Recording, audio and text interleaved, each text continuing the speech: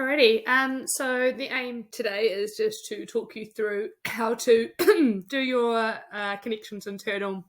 In this particular video is focusing on how to write the essay if that's the option you have selected. So this is the essay structure. So you have an introduction and then 4 paragraphs and the conclusions.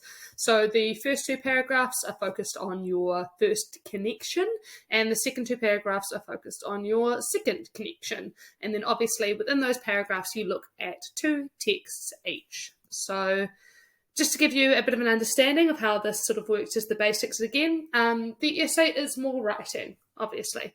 You have those 4 paragraphs.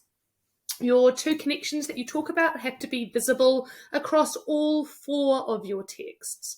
So you can't have 3 or 4 connections, you have 2 connections, and it has to be seen in every single one of your texts. So for example, if you're doing Green Beret, Adults at Decorum S, Disabled, and Shawshank, you have to see that connection, or both of those connections, present in all 4 of your texts. So that's where it's helpful to have quite big, broad connections. It can make it a little bit easier on that front. If you're not sure if it goes across all 4, you just email me, message me, let me know, and then we will figure it out from there. When you do those connections, you have 1 piece of evidence per text per connection. Okay, that's slightly different to the question answering option. You will try and put text that show the connection in a similar or a different way together in a paragraph. It doesn't really matter how you put them together, but obviously it helps if you can try and connect them because that's one of the sentences. Essay writing enables you to access or achieve a range of grades. You can be quite detailed as you like, and the sentence starters, which are on the next slide that I'll talk through, you kind of have to do most of them to get achieved, but there are some that if you don't do them in every paragraph, you still can access that achieved grade. So if you're doing the essay, because you're doing generally more writing, you can skimp on some of the details, which you can't see with the question answers. So some of the pink sentences or some of the grey sentences, you can get away with not doing them. So this is, a model version. So at the top's just the same one from that previous slide. When it comes to deciding which texts go together, as I said before, if they show it in a similar or a different way that you can talk about, that's a good route to take. So for example, I could do an essay where my first body paragraph was on the experience of power, and I looked at power in Disabled and Shawshank, and I might look at the loss of power. So Disabled, he loses power by being injured. Shawshank, Andy loses power by being restricted. So those are pretty similar, so I might group them together.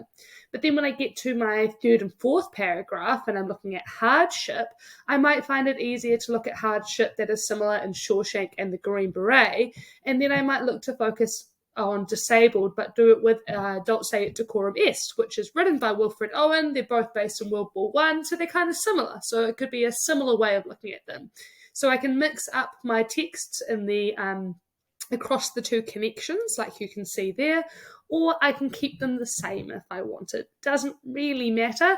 If you can connect them, it makes sense to put them together because that's something you can comment on, and that's one of those things that's really going to help you get up into that merit grade. So if you can work them together and you can see that, definitely put them together. If you find one connection has 2 texts that work really well together and the other 2 don't work that well together, that's fine. Make sure you put the ones that work together, and then don't worry too much about the other ones. So these are all the sentence starters. So when I copied it across to PowerPoint, the pink colouring didn't come with it. So those last two sentences are in pink, but you can't see that here. So what happens is this is your basic paragraph template structure. Don't have to do this. I'll talk through what each paragraph or each part of it means, and you can kind of figure out what you need. All right. You want to have 2 of these per connection, and then obviously you have 2 connections, so you end up with 4 of these. They can become quite big paragraphs. It can become quite a bit of writing, so I do understand that. And that's why I said in the previous couple of slides, if you want to every now and then not have one of the grey sentences or one of the pink sentences, you can kind of get away with it. All right, so I'm going to break down just the first part of this paragraph, because it's obviously the same, and then show you an example of it.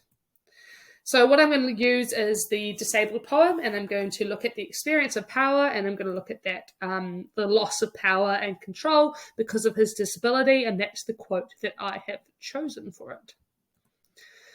So I'm just focusing on the first part of the paragraph because you then just replicate the same process or repeat the same process with the next text that you're linking together in the paragraph. So it's just repeating. So I'm just focusing on this. So that first sentence, you just state the text and the connection. Second sentence, you describe what the text is about. Obviously, you don't need to do that as much once you start getting into your third and fourth paragraphs because you've already introduced those poems or that movie. So you don't actually need to describe it so much again, but you might choose to describe how that idea is shown. All right, so you might describe the poem and describe the idea and how it's shown in that particular text in that moment. Then what you want to do is you want to give an example. So this is your evidence. So this is part of the requirement of the standard. So you need a specific quote or a specific scene to talk about, just like a normal paragraph. Then you want to explain how that quote shows that connection, so how it shows the experience. And then this fifth sentence is just something that kind of gets you into that higher level thought. So this can be some of the stuff that helps to take you up into merit. So that might be, this is significant when we consider. So you think about why that quote and that moment and that idea might be significant. So what does it show? How does it fit in with the wider poem? Is it similar? Is it different to the rest of the poem or the rest of the film? How does it fit with when the text was published? How does it fit with the ideas of the text? How does it show society at the time? How does it show human nature? Does it teach us something? So this is that higher level critical thinking and analysis that comes through. This is the stuff that you probably didn't have much of when you did this standard at level 1, but now you've got it at level 2. So this is a basic format of that. So I've just used the exact same sentence starters and I've talked you through what the example was that I was using before. So I'll read this through and then what I'll do is I'll flick to the next slide, and in the next slide you will see the same paragraph, same sentence starters, but a little bit more detail, and that's more at the merit level. So this is more just like a comfortable achieved level. The text disabled shows the connection of the human experience of power by showing us someone who has lost their power because of the war. This text is about a man who was severely injured in a battle in World War I and now sits in a hospital reflecting on how bad his life is. An example from the text that helps to show the experience of power is how cold and late it is. Why don't they come and put him to bed? Why don't they come? This helps to explore the theme of experience of power because we can see the character no longer has any power because he has to wait for people to put him to bed now. He does not even have the power to get into bed. This is significant when we consider that he is only a young man, yet he cannot do simple tasks anymore. He has to rely on other people, so he has lost his individual power. Okay, so it's very clear from what I've talked about what the experience is, what the connection is, and a bit of evidence that shows it and how it shows it. Okay, so that's what we are after. So I'm just going to flick to the next slide and you can see this, but obviously it's longer, more detailed, and with slightly higher level critical thinking or analysis. So something that's more convincing at a merit level. So same yellow and green. Just this next bit. So this helps to explore the theme of experience of power because we can see the character no longer has any power because he has to wait for people to put him to bed now. So that's the same as the previous one. The second, and now I'm looking into the quote a bit more detail, the second, why don't they come, shows a sense of hopelessness. He does not even have the power to get into bed. His injuries have taken that from him. So a little bit more unpacking of the quote, a little bit more look at the evidence, a little bit more look at the connection. And then this is obviously more detailed too. This is significant when we consider that he's only a young man, yet he cannot do simple tasks anymore. So that's the same as the previous slide. He has lost the power of youth, the power to have a normal future.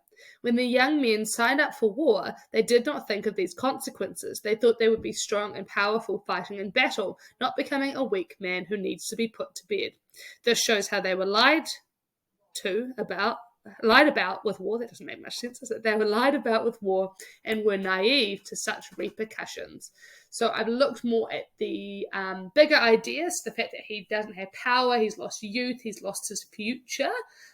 So more than just the quote, looking at the other impacts.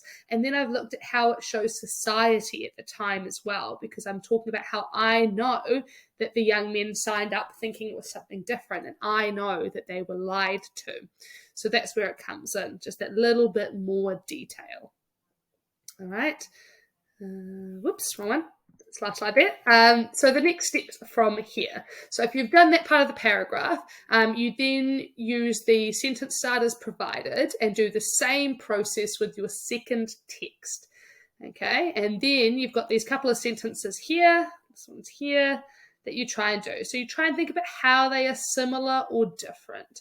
Okay, so if I was looking at experience of power and I looked at Shawshank, and after this I looked at Shawshank, so I did those same sentences, same process for Shawshank, and then I've got to say how the texts are similar or different. So I would say these two texts are similar because we can see that the men in the text have had power taken away from them, because we can see la la la la la. And then I want to do what the author wants us to consider. So this theme, the author or director or creators want us to consider how much of a negative impact it has when people have no power in their lives. All right, so can you see how this is building into like a little bit more detail and depth? You really want to try compare the text as well. Really important to try to do that if you're aiming for merit and excellence. You then repeat this process with a new paragraph on the same connection in the other two texts.